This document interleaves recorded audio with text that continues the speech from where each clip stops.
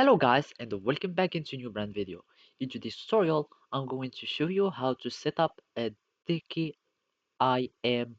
key. So make sure to watch the video to the end and follow these simple steps. So first, we will need just to go to our setup and simply we need just to search for our Dkim keys. So in the quick find, you need just to type Dkim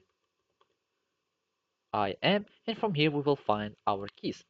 And all we need to do is to set up our key by creating a new one.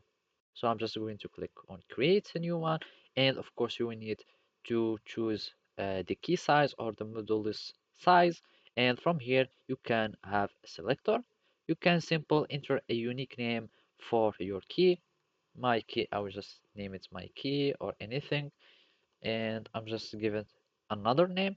And from here, you will need to use the domain name used by your organization that you want to add the key for.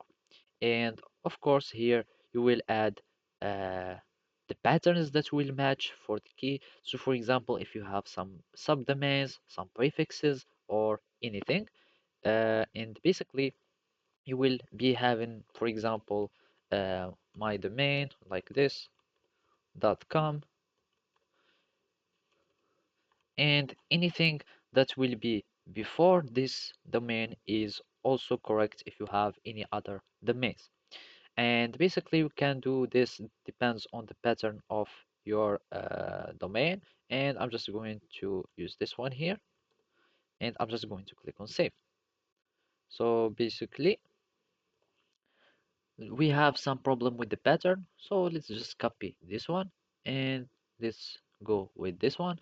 I'm just going to click on save, and from here we have our key, or our key that has been created.